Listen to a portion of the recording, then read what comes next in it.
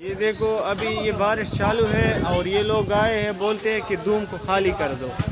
اور اس بندے کو دیکھیے سب بندے زخمی ہے اور یہ کہتے ہیں کہ روم کو خالی کر دو۔ ابھی ہم بندے جا رہے ہیں، ہم کدھر جائے گا؟ یہ دیکھ لو سب بندے جو ہے نا آگے، بارش چالو ہے، ہم کدھر جائے گا؟ یہ اس طرح لوگ ہیں۔ ہم پاکستان کی پرائم منسٹر سے درخواست کرتے ہیں کہ ان لوگوں کے لیے آپ ہیلپ بھیجو۔ اگر ہیلپ نہیں بھیجے گا تو کم سے کم ہم کیا کر لیں؟ ہم تو ادھر سب مر جائے گا۔ سب دیکھ لو ابھی سب جا رہے ہیں۔ ناظرین، سب سے پہلے آپ لوگوں کو بتاتے چلیں کہ آج کرغزستان کے دارالحکومت میں غیر ملکی طلباء اور جو مقامی طلباء ہیں ان کے درمیان ایک شدید قسم کی لڑائی ہو چکی ہے، اور شدید ہنگامے کی وجہ سے وہاں توڑ پھوڑ اور پھر جو غیر ملکی جو طلباء تھے ان کے ہاسٹلوں میں باقاعدہ حملے ہو چکے ہیں۔ یہ سب کچھ وہاں کے جو مقامی طلباء ہیں کرغز، یہ ان کی جانب سے کیے جا رہے ہیں، اور ان حملوں میں جو پاکستانی طلباء ہیں ان کو زیادہ تشدد کا نشانہ بھی بنایا گیا ہے، اور کئی طلباء مختلف سٹورز میں، مختلف دکانوں میں، مختلف جگہوں میں چھپ کر اپنی جان بچا رہے ہیں۔ اچھا، اس حوالے سے جو پاکستانی طلباء ہیں وہ ابھی تک مختلف سوشل میڈیا کے ذریعے اور مختلف ٹی وی چینلز کے ذریعے وہ اپنی شکایات درج کروا رہے ہیں کہ اس حوالے سے جو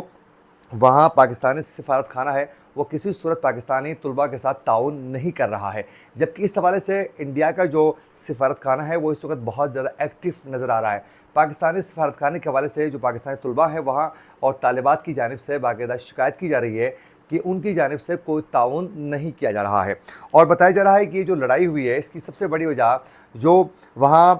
کرغز جو طلباء تھے وہ غیر ملکی جو طالبات تھی ان کو چھیڑتے تھے، ان کو تنگ کر رہے تھے، جس کی وجہ سے جو مصر کے جو طلباء تھے وہ اور کرغز طلباء کے درمیان جو ہیں باقاعدہ اس میں مماری ہوئی ہے، اور پھر لڑائی کی وجہ سے باقاعدہ جو مصری طلباء کی جانب سے جو رد عمل سامنے آیا تھا اس پر باقاعدہ کرغز جو طلباء تھے وہ سب اکٹھے ہو کر تمام غیر ملکی جتنے بھی وہاں طلباء تھے ان پر وہ حملہ آور ہوئے ہیں، جس کی وجہ سے پاکستانی طلباء بھی اس میں شدید زخمی ہو چکے ہیں، اور ابھی تک بتایا جا رہا ہے میڈیا رپورٹس کے مطابق کہ 3 پاکستانی اس میں جو طلباء ہیں وہ اس میں جان بحق بھی ہو چکے ہیں، اور لیکن ابھی تک پاکستانی سفارت خانے نے اس حوالے سے تصدیق نہیں کی ہے، لیکن میڈیا کا یہ کہنا ہے کہ 3 طلباء اس میں جان بحق ہو چکے ہیں، اور یہ کرغز جو طلباء تھے جو وہاں غیر ملکی جتنے بھی طلباء تھے ان کے ہاسٹلوں میں حملے کر کے توڑ پھوڑ کر کے ان کو گھسیٹ کر لا رہے تھے، ان کو مار رہے تھے، پیٹ رہے تھے۔ اس دوران کرغز فوج اور ان کی جو سیکیورٹی کے ادارے اور پولیس وہاں موجود ہونے کے باوجود یہ سب کچھ کیا گیا ہے، لیکن انہوں نے ان کو روکنے کا کوئی انہوں نے زحمت ہی نہیں کی ہے۔ تو یہ سب کچھ ہونے کے بعد جو ہیں آج وزیر اعظم شہباز شریف نے باقاعدہ اس معاملے کا نوٹس لیتے ہوئے فوری طور پر جو ہیں طلباء کو محفوظ بنانے کے لیے وہاں سفارت خانے کو ایکٹیو رول ادا کرنے کے احکامات بھی پی ایم نے جاری کیے ہیں۔ اس کے بعد اب سے کچھ دیر پہلے جو سفارت خانہ ہے ان کی جانب سے باقاعدہ کچھ اہم نمبرز بھی شیئر کیے گئے ہیں، جس پر طلباء جو ہیں باقاعدہ کال کر کے وہاں درپیش مسائل کے حوالے سے ان کو سفارت خانے کو آگاہ بھی کر سکتے ہیں۔ کچھ اہم نمبرز ہم اپنی اسکرین میں بھی آپ لوگوں کو وہ شو کریں گے۔ آپ اگر اس معاملے کے حوالے سے بات کرنا چاہتے ہیں سفارت خانے سے تو ان نمبروں پر ضرور بات کر سکتے ہیں، لیکن ابھی تک سفارت خانے نے 3 طلباء کی ہلاکتوں کے حوالے سے کوئی تصدیق نہیں کی ہے، اور ابھی بھی دارالحکومت کے اندر جو ہیں ان کی پولیس بھی موجود ہے، ان کے آرمی بھی موجود ہے، اس کے باوجود کرغز طلباء جو ہیں وہ تمام غیر ملکی طلباء کو تشدد کا نشانہ بنا رہے ہیں، اور انڈیا کے جو سفارت خانہ ہے وہ بہت زیادہ ایکٹیو بھی نظر آ رہا ہے۔ اس کے ساتھ ساتھ ناظرین، آج اسد طور نے ایک سٹوری کی ہے، انہوں نے کہا ہے کہ 3 جو بڑے ہتھیار تھے وہ اسٹیبلشمنٹ سے عمران خان نے چھینا ہے۔ ان میں سے ایک تو کرپشن کا ہتھیار تھا کہ اکثر جو اسٹیبلشمنٹ تھی بالخصوص ملٹری اسٹیبلشمنٹ وہ پاکستان کے سیاستدانوں کے اوپر کرپشن کے مختلف الزامات لگائے جاتے تھے، اور پھر ان کی ساکھ کو نقصان پہنچایا جاتا تھا، اور جب چاہیں ان کو اقتدار سے بھی بے دخل کرنے میں ان کے لیے کوئی مشکل کام نہیں تھا۔ جیسے آپ پاناما کی مثال لے لیں، پاناما کیس آیا اور اس وقت کے پرائم منسٹر نواز شریف کو جو ایک سٹنگ پرائم منسٹر تھے ان کو ہٹانے کے لیے اس پاناما کا سہارا لیا گیا، اور پھر ان کو اقتدار سے یوں چٹکی میں نکالا گیا۔ تو یوں اسی طرح ان کی ساکھ کو بھی نقصان پہنچایا جاتا تھا کہ یہ چور ہے، یہ ڈاکو ہے، انہوں نے کرپشن کی ہے، ملک کو کھایا، یہ سب کچھ کرنے کے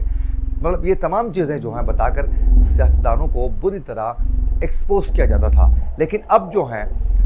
इनका कहना है कि पाकिस्तान तहरीक इंसाफ के सोशल मीडिया इतनी मजबूत है कि वो मिलिट्री इस्टेब्लिशमेंट और इस्टेब्लिशमेंट के जितनी भी करप्शन है उसको भी यहाँ कर रहे हैं। जैसे कि अभी दुबई लीक्स आने के बाद जो है उसमें कई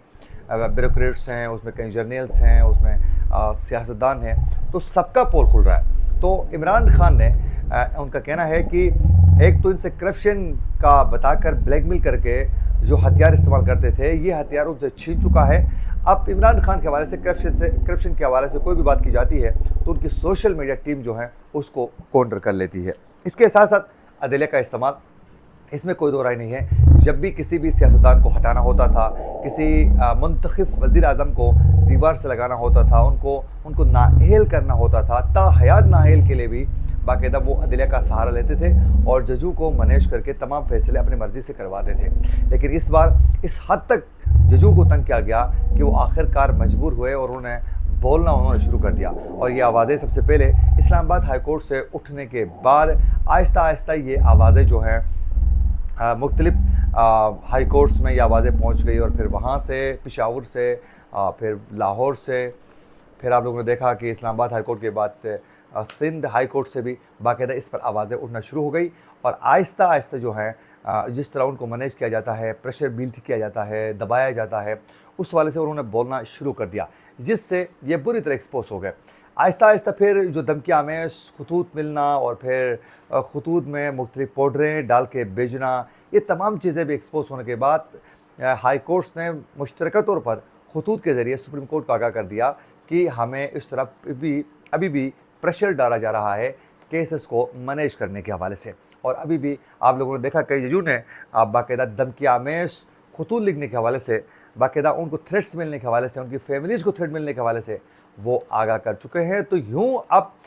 जो अदालतों के अंदर से जो बगावत हो चुकी है इनके ख़िलाफ़, वो भी एक भयानक है। मतलब ये है कि अब मानने के लिए कोई भी तैयार नहीं है। तो चीज़ें मैनेज जो कर रहे थे अदलिया से, वो भी अब इनके लिए मुमकिन नहीं हो रहा है। तो असद तुर्क का कहना है कि इमरान खान ने ये सब कुछ जो हैं बाकायदा उन्हें बड़ा टेक्निकल तरीके से वो कर चुके हैं। बेशक बहुत से केसेस में इमरान खान को जेल भी हो चुकी है और अभी भी वो भुगत रहे हैं, लेकिन कम से कम काफ़ी जजों को इस मामले पर वो एक्टिव करने में कामयाब हो चुके हैं। इसके साथ साथ स्टेबिलिटी का जो एक मामला था कि पाकिस्तान में जब चाहें हंगामे करवाते थे, जब चाहें एहतजाजी मुजाहरे होते थे, जब चाहें सिटिंग हुकूमत को, मुंतखब हुकूमत को दीवार से लगाने के लिए प्लानिंग की जाती थी और उनको डरा धमका कर जो हैं वो इक़्तिदार से बेदखल किया जाता था या फिर प्रेशर बिल्ड करके उनको कंट्रोल करने की हर मुमकिन कोशिश की जाती थी। जैसे कि साबिक वज़ीर आज़म नवाज शरीफ के दौर हुकूमत में जिस तरीके से जो खादिम रिजवी ग्रुप को बाकायदा फैज़ाबाद बुलाया गया, उनके ऊपर प्रेशर डालने की कोशिश की गई और एक मुआहिदा किया गया उस वक़्त की मुंतखब हुकूमत को एतमाद में लिए बगैर, और उसमें दस्तखत उस वक़्त के DGI फैज़ हमीद के निकले और यूँ तमाम चीज़ें मैनेज बाकायदा एक मुंतखब हुकूमत को दबाव डालने के लिए किया गया और उस वक़्त के वज़ीर कानून को ज़बरदस्ती उनको बेदखल किया गया, उनको मुस्तफ़ी होने पर भी हामिद खान को मजबूर किया गया।